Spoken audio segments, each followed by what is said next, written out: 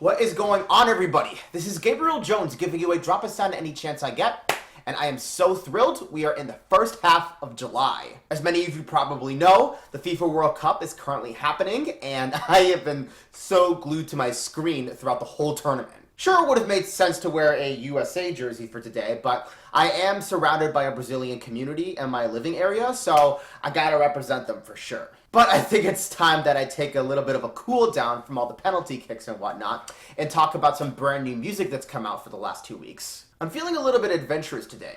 I'm going to be focusing on an album from an artist who I've only learned about within the past few months, but I do find their stuff to be quite impressive. We also have some new singles that really know how to kick, and our artist on the rise really knows how to rock out. You can say it's a real goal of an episode. I couldn't afford a real ball. Now, before we get started, I do want to recommend that people hit the like button because it really helps my videos perform well in the algorithm, and subscribe for more content if you like what you're seeing today. But with all that said, let's get right into the action. Make sure that your cleats are strapped up tight enough because the sun is up for the sum up.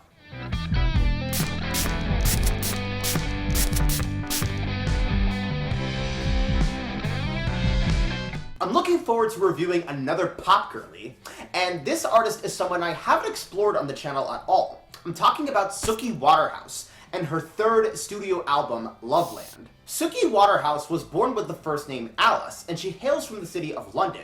She got her start modeling as a teenager and worked for multiple giant publications. By 2012, she began acting in several different movies, which include the Divergent franchise and Detective Pikachu. Suki's first record deal came in 2021, and the following year is when she dropped her debut album, I Can't Let Go.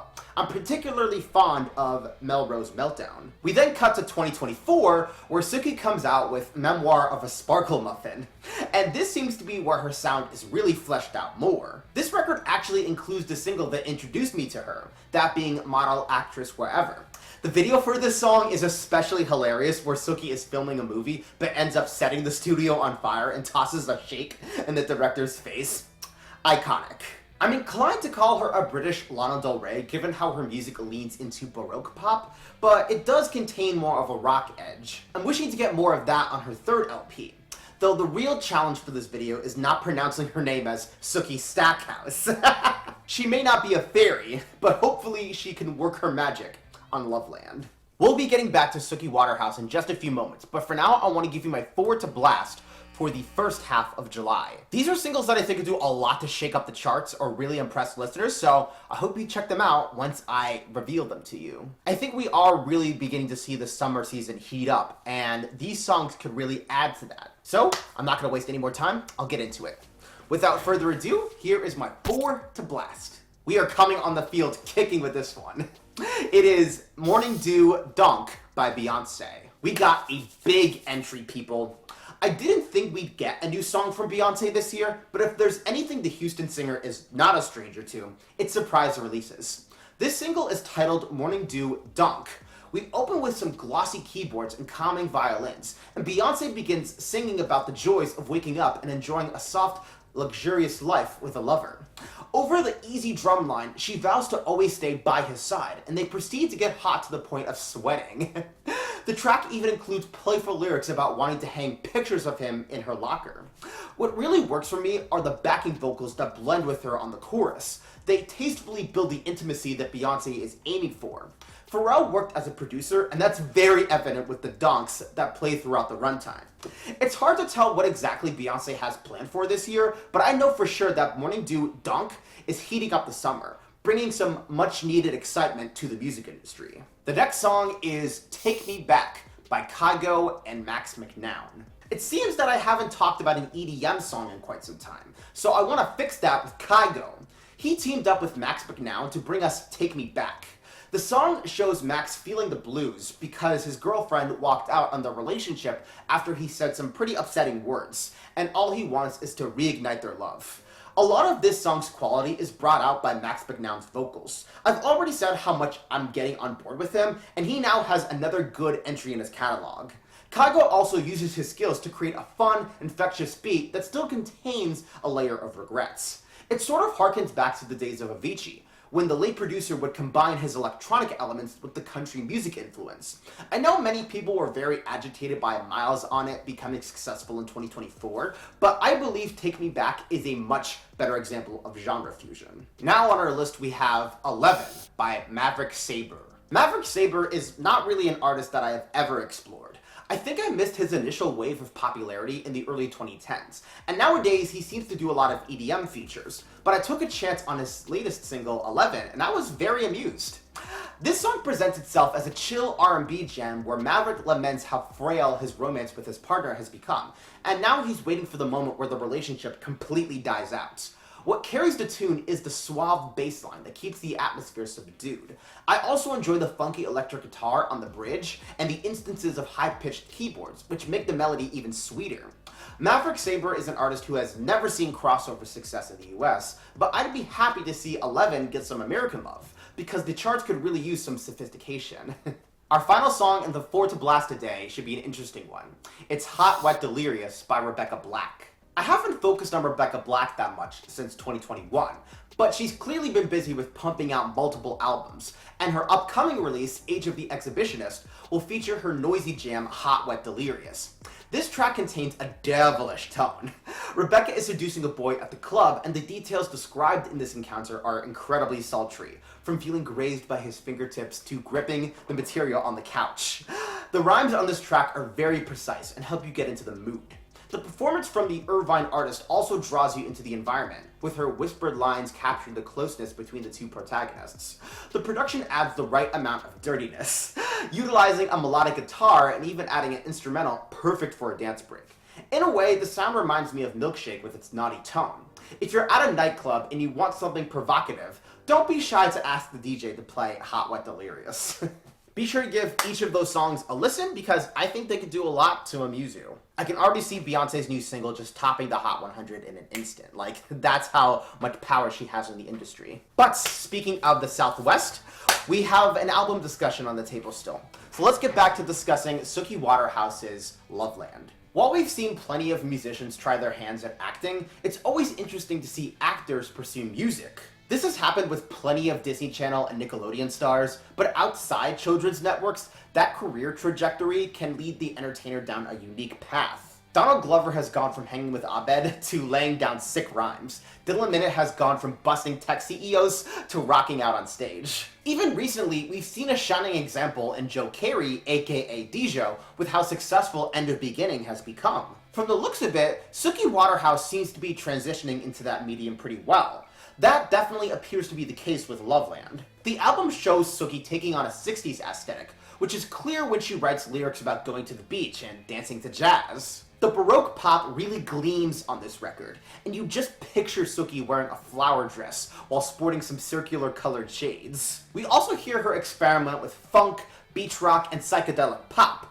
While we break away from that occasionally on tracks like Seasons and Puppy Dog Eyes, we still return to the 1960s sound. She really embraces that time period with Jukebox, a dance jam where you can picture her doing the twist. I'm even fairly sure that she was referencing the Monkees by singing I'm a Believer on Notting Hill. It makes sense for her to evoke this era, since the 1960s were partially an era of peace and love. And she uses this theme to illustrate her feelings of pure love for her partner, that being Mr. Robert Pattinson. In fact, before I began researching the London singer, I didn't even know she was engaged to Robert, but I can totally see them having a luscious romance. That's the impression I definitely got when listening to Almost, where she claims how tempted she was to kiss him. However, we hear her explain that while she enjoys the relationship, she wishes that Robert could be much closer to her, and that his career wouldn't require him to spend time in different countries. Suki also takes the time to reflect on her own journey as a celebrity, saying how she's become a total sensation on any man, and even on the closing ballad, Weirdo, she remarks on how their property is surrounded by fans, although they make her feel less lonely. If I were to pick my least favorite track on the album, I would say When I Get Drunk, I Want You Boy.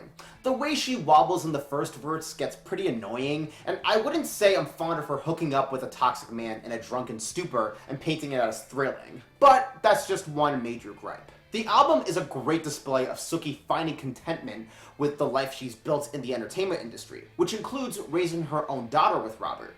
I can say she produced a Mickey 17 quality record.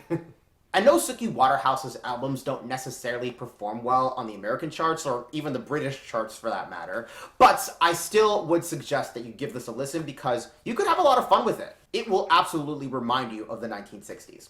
At least the freedom side of it. Now, to close out the record like always, I'm gonna give you my artist on the rise for the first half of July. This is an artist who has been releasing music for quite some time, but I really think they deserve to become a superstar. This should be really engaging because this is the second episode in a row where I'm highlighting a Scottish act. So I'm really showing that part of the world some love. So enough with the chit chat, let's get into it. My artist on the rise for the first half of July is Neon Waltz. Neon Waltz is a Scottish band that formed in 2014. The members include Jordan Shearer, Darren Coghill, and brothers Jamie and Kevin Swanson. Since 2017, they've published 2 full-length albums. Going through some of their older songs, I can tell this group has a delicious taste in indie rock. They sing about subjects like breaking gloomy patterns and wishing to be destined for something greater. This past week, they dropped a new single called Send Me Down. The track opens with a clear, simple tapping and a hectic bass line as Jordan barges in with his vocals. The band is singing about wanting their hard work to pay off, but coming up empty-handed after so much time. They fear the idea of beginning a new path when they've stuck to the current one for so long, so they feel confined to a dreaded cycle. You'll be treated to some chaotic screaming, as well as some heavy electric guitars and passionate, intense vocalizing. Send Me Down shows that Neon Waltz would be a great addition to the rock charts, so be sure to dance on over to their streaming pages. Guys, I'm telling you, if you have a real appetite for indie rock, Neon Waltz would be right up your alley. Honestly, you should support the music just based on the fact that one of the band members shares their name with a Family Guy character. I mean, that would surely appeal to the cartoon fans. But with all of that said, we are wrapped up here. Thank you guys so much for joining me on another edition of The Sum Up. I had fun with this one. I hope you did as well. Hopefully your favorite country hasn't been knocked out of the World Cup yet, even though we're pretty much down to 4 at this point.